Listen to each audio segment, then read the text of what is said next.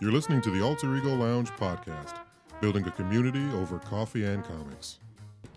All right, everyone, welcome back to the Alter Ego Lounge podcast. Man, it has been a while since we have done one of these things. We've been super busy doing our marketing, our farmers markets, getting out in the sun, and serving coffee and comics to everyone. So it's nice to take a break and come back and do something that we love and talk to one of the people that we love. And we're in air conditioning. Oh, that is which is nice. Yeah. That is a huge plus. We kind of planned it out like July. We're going to kind of maybe take a pause on doing the farmers market and let's focus on indoor stuff. Yeah. So podcast. And we are in flip-flops. Yeah. It's full-fledged. I was really close to wearing mine today, but then definitely I needed some sandals kind of kinda comic book apparel. Yeah. I got out of the van and was like, Dan was like, we're going to the beach? I'm like, kind of. Yeah, kind of, after this podcast. Today we are shooting on location in lovely Redlands, California. And we are in Wild Goose Coffee Roasters, located in Redlands, California. This is the man, Nathan Westwick. He goes by Nate. Either one. The truth is, whatever you call me, I can't hear you, so say what you will. But this is I'm talking to you, the audience, not Daniel. This is our coffee provider. This is where we get our wonderful coffee that we serve to you. Nate, how did you get into the coffee industry? I understand that you were on the path of doing something else prior to coffee. What was that? True. So I was actually a high school math teacher. Yes. Taught for 15 years. And at some point in there, I thought I was moving in a career shift toward ministry. I don't know if I ever told you guys that story, but I was leaning in the direction of becoming a pastor. And a friend of mine said, "Hey, I think you'd be more content doing something in the entrepreneurial sphere that had some kind of a social element to it." And so it kind of opened up what had been about 7 years of latent thought of just like, oh my gosh, like I could use a business vehicle to do good. Coffee made perfect sense for a number of reasons, which I'll share in a second. But if we can use our capital creatively to benefit others, then that would be pretty dang sweet. And so almost overnight, probably was overnight, I started the business plan for Wild Goose Coffee and started rocking and rolling. It was great. So, but I do, as far as coffee specifically, I blame my mother. Okay. Yes. So she always raised our family with a high value of good flavors. And so she's a heck of a cook. When we moved from Orange County out to Yucaipa, she would drive an hour out to Palm Springs to get this special blend of coffee that only was carried out there. So for me growing up, it was just a normal thing. Like, okay, well, good coffee is worth the effort. And so worth going and getting. Yeah. And so I was always getting good coffee in college. This was before good coffee was a thing because I'm really old. And so, so it's, kind of a fun industry. So where did you grow up? From 5th grade on, I grew up in Yucaipa, California. Okay. Yeah. So prior to that was Orange County. So. And where did you teach? I taught at Yucaipa High School. Oh, okay. Yeah. So my alma mater. So graduated from Yucaipa High, and then, fast forward a few years, I'm actually peers and colleagues with some of the teachers that had me. My favorite moment was when one of my former teachers said, "Nate, have you had a student like you yet?" And I laughed. I said, "Fortunately, no." I was a good kid, but awesome. Yeah. How was the transition from going from the career change, going from that path to doing something completely? I mean, I don't know if it was completely new, but a whole, different ballgame. Yeah, I mean, my degree in my education is in math, and Okay.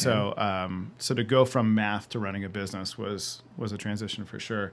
I thought when I left teaching, so I actually taught for 5 years while getting Wild Goose off the ground, and so when it was time to make the leap. We had planned it out pretty strategically, and there was a financial, what do you call it, parachute, whatever you want to say. Like we had it made sense to do it. And I honestly thought it would be the most freeing thing ever. And very shortly thereafter, I ended up in the hospital thinking I was having heart attacks, multiple EKGs. My wife is like, "No, it's just anxiety." I'm like, "No, seriously, Wow. I am dying." She's like, "No, I've been living with anxiety my entire life. I'm telling you." And so finally we had to go to a specialist because there was an irregularity, yada, yada, yada. And the specialist said, "No, you're good." And I'm like, "No, I promise I'm not good." He's like, "You're good." That That's is interesting. crazy. Literally, It was terrifying. last night I was watching a video. Another coffee shop owner was going through the same thing. He was really excited about the buildup, about getting everything done. But once he opened up doors, he was kind of depressed that it was not what he felt like, and he went into like a depression after that. Yep. So it does take a toll. It does takes a take toll. Okay. Yes, being a business owner, entrepreneur is not for the faint of heart. Yes. It is delightful. It is absolutely delightful. But There's definitely something about it that keeps you going, but it's definitely, you're right, not for the it's, faint of yeah, heart. not for everyone. So was it just you by yourself that started Wild Goose, or was it? Any good operation always starts with an idea and is predicated on the fact that you have really good people around you to get things going. So we started off, excuse me, that's the acidity in our Zambia coffee speaking right there. So, I had the good fortune of having some really good people around me who believed in the mission of Wild Goose and donated probably literally hundreds of hours of literal just free time so that we could get this thing off the ground. So my brother played a very instrumental role. He helped me out tremendously. And I had about 4 or 5 other guys who we started off at a local farmer's market, and they literally every single week would come, after work, they'd help, volunteer at our booth and help spread the message. And, the only compensation they got from it was patio beers at my house afterwards. So that was about it. Were you allowed to talk about that on the podcast? Yeah, that's totally fine. Well, we started off as alcohol and There you go. all that. Yeah, Kinda- that's right. Yeah, Kind of tamed it down a little bit. that's We right. might switch it up and put something in this coffee There later. you go. How was your experience doing the farmers markets? How long were you guys doing that? What was your setup like? Yeah, we did a booth, just a little easy up booth for a year-ish, year and a half, something like that. And that was at the Redlands farmers market? At the Redlands Market, yeah, Redlands Okay. Market night. And honestly, it was so much fun. I loved getting to meet people. It was always very energizing to be able to, let people taste the coffee, share our story, get them excited about it. The original plan was to use it as a marketing platform for when we opened a cafe. And that way we had a built-in audience so we could say, hey, everybody, we're here now. Well, that didn't pan out right away. And so what we did is we ended up shifting straight to wholesale direct. And, everybody around me was telling me, Nate, our market night time is done. We've run a good course. It's time to pull out and focus on the wholesale. And I was the last one to actually say yes to it. And it took my wife, I had wisdom tooth surgery, so I was unable to carry anything heavy. Oh my gosh. So at that point in time, I was unable to load the truck for all of our, farmers market stuff. So I'm having to ask my volunteer staff to come to my house, load everything up, take it in. And that was kind of humiliating. And so my wife one night, she's like, Nate, what is it you're afraid of? And again, it goes back to that same, fear thing. I don't experience fear, at least consciously. It's not been a big part of my story. And so for her to ask that question kind of threw me for a loop. I'm like, I just paused for a minute. I was like, well, I guess I'm afraid that we'll become irrelevant.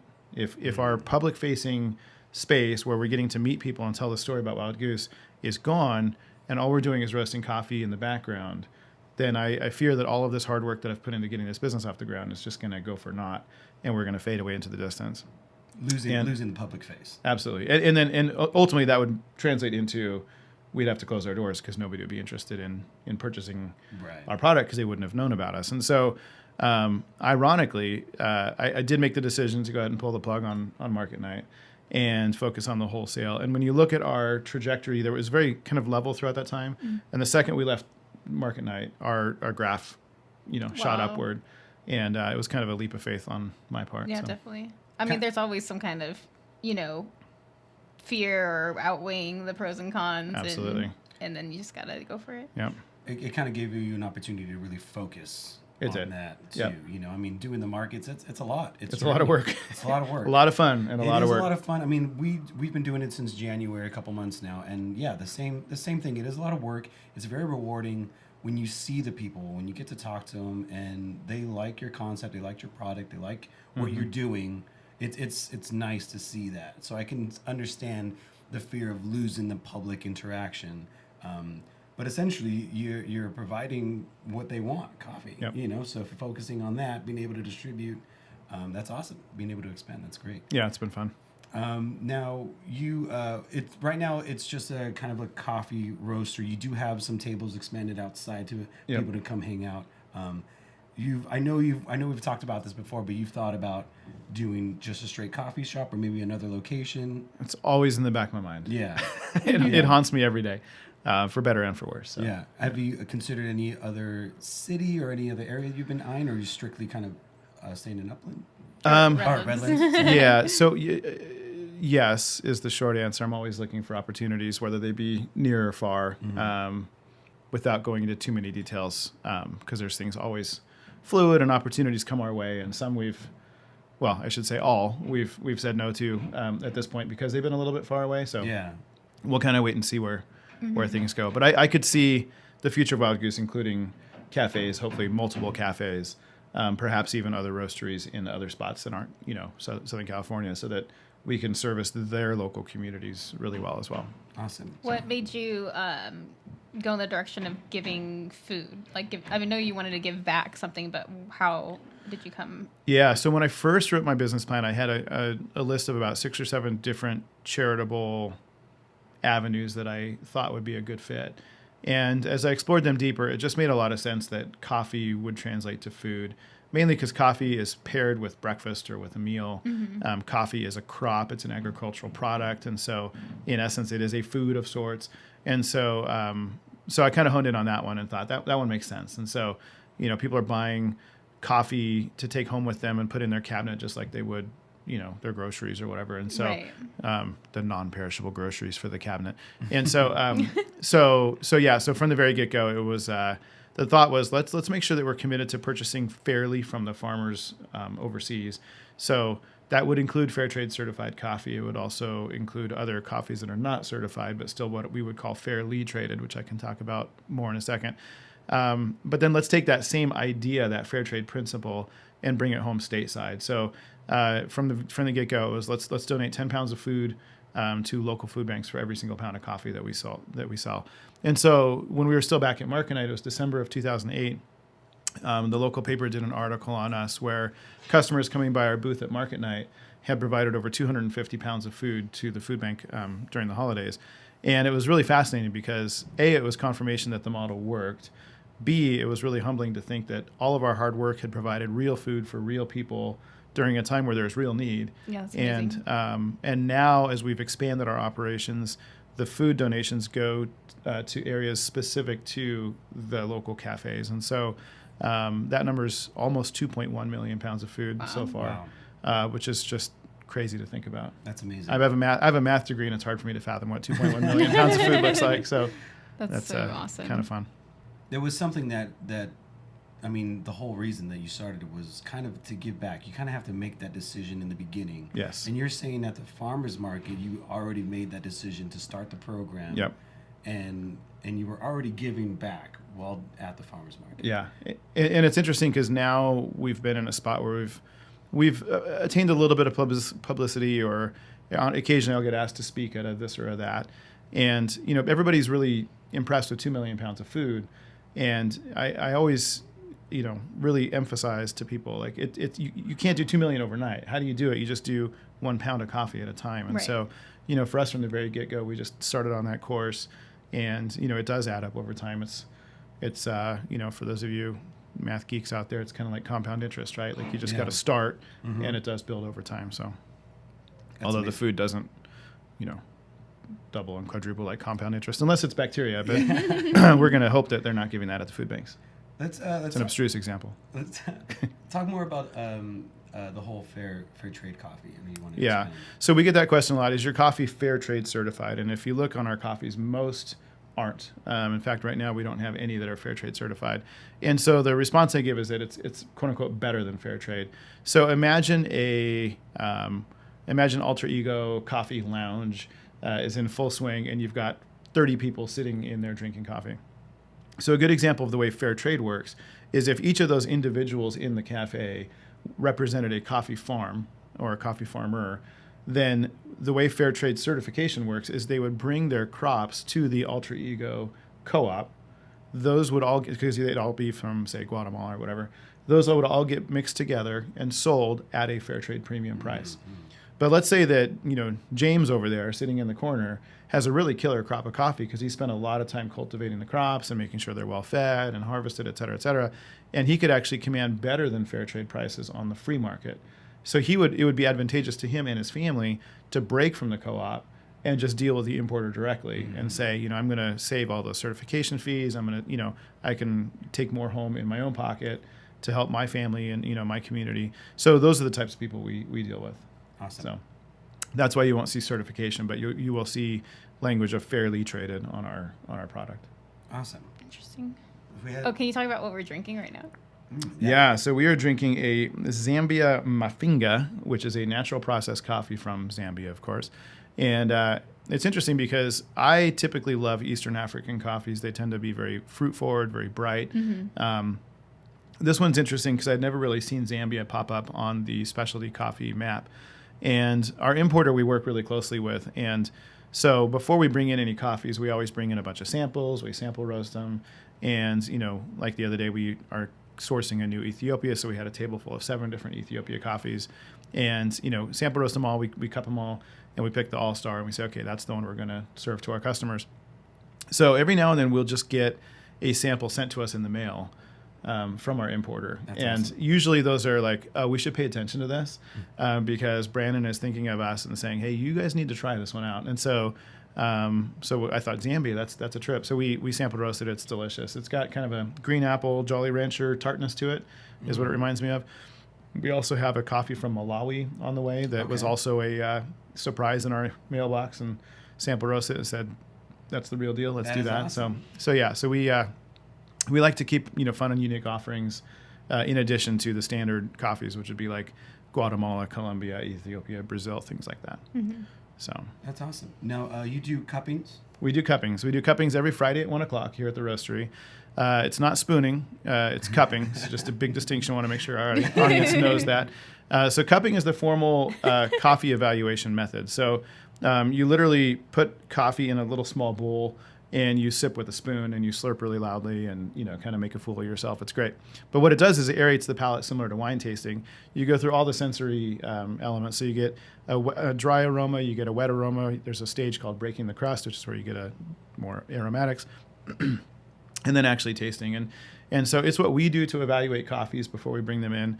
And we also host free cuppings every Friday so that you guys can try all the different coffees in our lineup, and you can differentiate, how does a Guatemala differ from a Colombia? How does that differ from an Ethiopia? What about the Zambia? Things like that. And so it's super fun. We also do cuppings on the first Saturday of every month at 10 a.m. for those of you who have real jobs Awesome. and can't do it Monday through Friday. You're just a giving back machine. It's funny. People ask me where I get the most joy in running a business, and it really is in the educational piece. I guess I'm a teacher at heart still. It's also, and that education is both for the individual customer, but also the cafe owners. I love nothing more than going and visiting with one of our partner cafes and just sitting and observing and trying to give them tips on how they can grow their business. And, really it helps them have a better, more stress-free life. And I enjoy that. That's awesome. I know besides selling wholesale, you do help train other cafes too, staffs and everything. Yeah, so we're closed to the public on Mondays, and so the reason for that is we bring in other staff to do trainings, cuppings, things like that here at the roastery. And so we just trained an entire staff of 10 baristas just last Monday. Awesome. And it's really cool because they come in sort of knowing coffee, some do, some don't, but everybody leaves excited.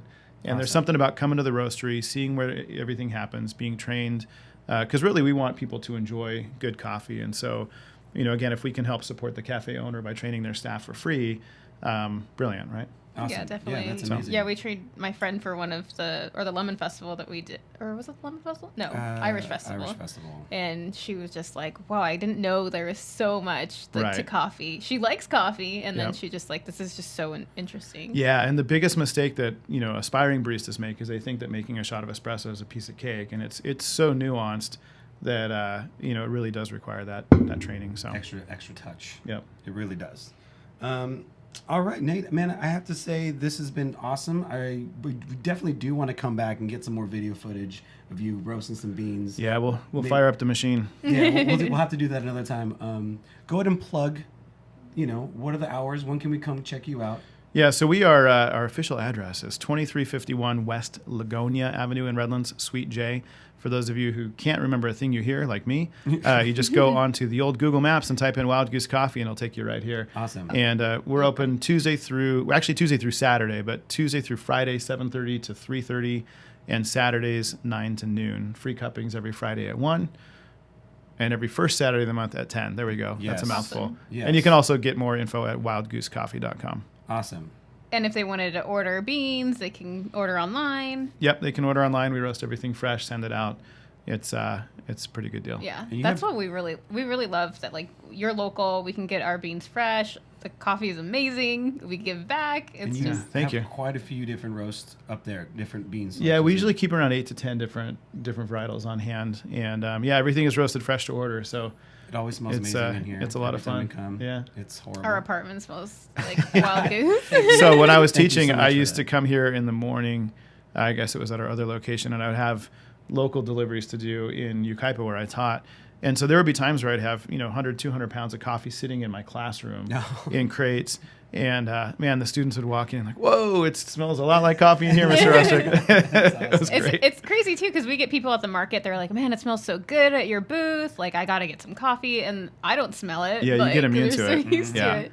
Yeah, when we're standing by the roaster, we don't smell a thing. I mean, we sort of do, but you do kind of get immune to it. Can you tell us why you came up with Wild Goose, so the name? Sure. Yeah, it's so in Celtic tradition, back way in the day, Celtic farmers, when they would go hunting wild geese, the pursuit of the wild goose would lead them on crazy, unpredictable adventures, and they would come and sit around the campfire at night and share of their hunting exploits as though it were this grand adventure that far exceeded their kind of dreams and imaginations. And so it became a term of endearment for God. Chasing after the wild goose will lead you on crazy, unpredictable adventures.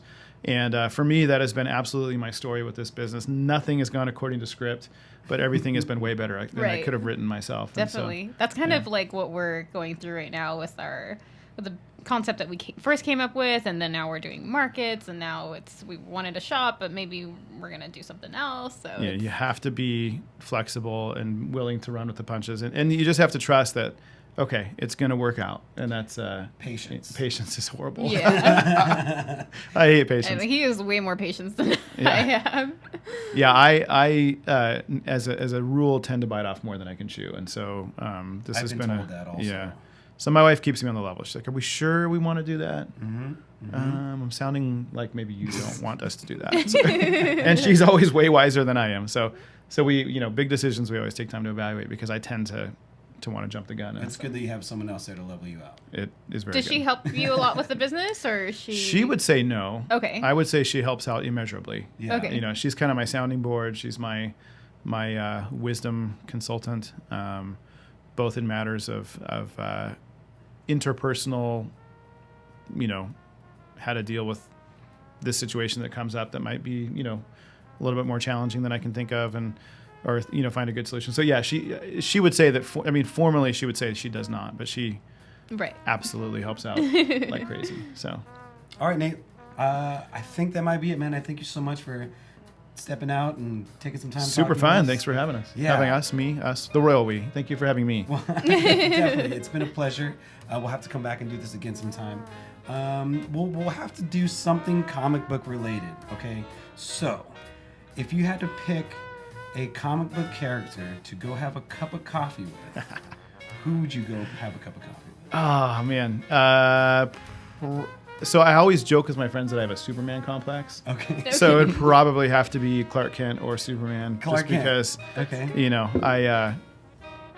that would be the one. That would be great. So, that would be great. I mean, the true confession is I tend to think I can do it all and do it all well. Okay. And so every now and then I have to be reminded to take off the cape and just kind of, write a news article, so to For speak. sure. Right. So Clark Kent I think would be Clark would speak into that. Yeah, Clark would be the man to talk to about that. Yeah. For sure. And I wear glasses. That's your awesome. alter ego's Nate, like you're Nathan. Yeah, that's right, exactly. Yeah, I pull off the glasses and watch out. The muscles come out. Whole different It's personality. crazy. That's what coffee does to you. That's right after the cup. That's right. All right, guys. Thank you It's so when much. my staff tell me, get off the roof, please. Put the cape down. That's when we know I'm in trouble. The trampoline is not going to work. That's right. Pull it to the side. Awesome. All right, Nate. Thank you so much for coming through, man. We appreciate it. Thank you for having me. And we'll talk to you soon, man. Absolutely. Thanks, Thank guys. you. All right, thanks. This episode is brought to you by our patrons from the AEL Podcast Patreon page.